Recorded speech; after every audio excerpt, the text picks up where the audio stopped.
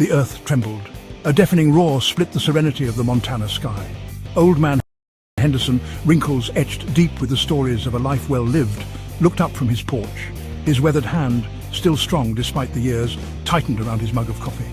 Overhead, a formation of sleek black aircraft cast a menacing shadow over his ranch. Chinese H-20 bombers, he realized, a cold knot forming in his stomach. This was no drill, this was war. Henderson had lived through too much history to panic. He'd seen the horrors of conflict firsthand, felt the sting of loss and the pride of resilience. The rumble of the approaching bombers, a symphony of impending chaos, did little to shake his unwavering spirit. He knew what he had to do. He was a soldier, even now, his age notwithstanding. He would defend his home, his land, his very way of life, until his last breath.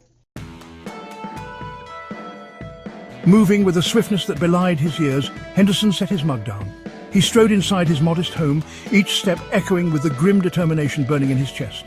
He had faced down threats before. He would do so again. His hand, steady and sure, reached for the worn leather strap of a dusty canvas bag resting beside his old rocking chair. Inside lay the tools of a warrior, silent guardians of a bygone era, ready to sing their deadly song once more. The bag held more than just weaponry. It held memories. Memories of battles fought and comrades lost. Memories of a time when freedom hung by a thread, defended by men and women of unwavering courage. As he slung the bag over his shoulder, he could almost hear the echoes of their voices, urging him on, reminding him of the stakes. He would not let them down. He would not let his country down. The chilling howl of approaching jets sent a shiver down Henderson's spine. He remembered a similar sound from his youth. The heart-stopping roar of MiG-17s during the Korean War, their silver bodies glinting menacingly in the sun. He had been a young man then, barely out of his teens. He had faced the onslaught with his brothers in arms, their courage a shield against the storm of fire and steel.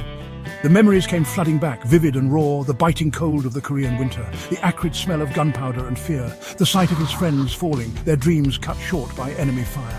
He pushed the memories down, focusing on the present threat. The Chinese bombers were here, and he had a job to do. The past, however painful, had forged him into the man he was today, a survivor, a protector, a warrior. His old bones protested as he dropped to the ground. With practiced movements, Henderson began to enlarge a shallow depression in the earth near his porch. This was no ordinary hole in the ground, it was a foxhole, a soldier's sanctuary, a testament to man's ingenuity in the face of annihilation. Years ago, he had dug it as a precaution, a relic of a past he thought long gone. Today, it would serve its purpose once more. Every movement was imbued with purpose, every clod of earth removed a testament to his determination. He reinforced the earthen walls with sandbags, creating a meagre but effective barrier against the impending onslaught. His heart pounded in his chest, a drumbeat against the symphony of destruction approaching. He was ready. He would make them pay for every inch of ground. The first bomb fell with a terrifying finality. The ground shook with the force of 1,000 earthquakes.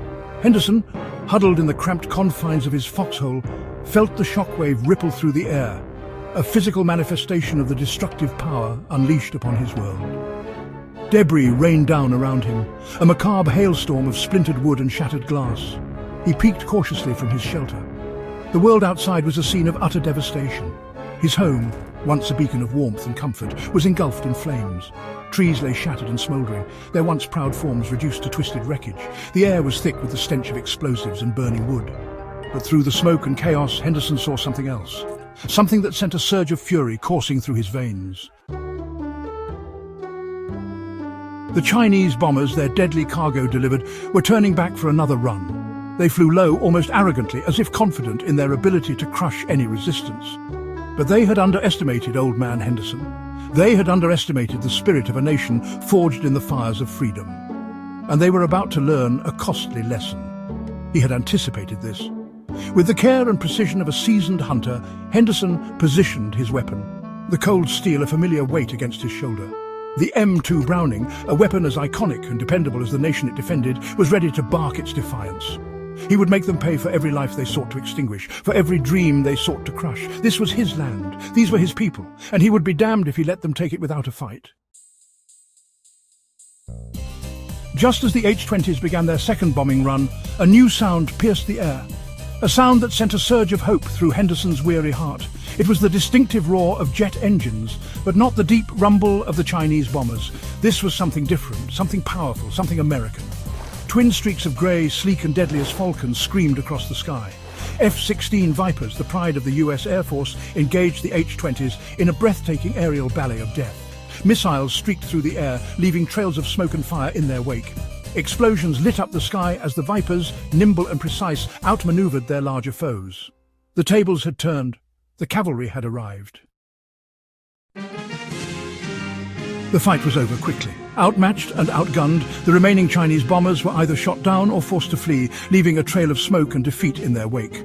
Henderson, his heart still pounding from the adrenaline, emerged from his foxhole. He watched as the F-16s circled overhead, their presence a reassuring symbol of American might. He was bruised, battered and exhausted, but he was alive. He had survived. He had fought back. News of his stand spread like wildfire. Old man Henderson, the rancher who had stood up to a squadron of Chinese bombers with nothing but a rifle and his wits, became a national hero. His story, a beacon of resilience and courage, resonated across the nation, reminding everyone of the indomitable spirit that resided in the heart of every American. Henderson's story, though exceptional in its circumstances, served as a stark reminder of the price of freedom.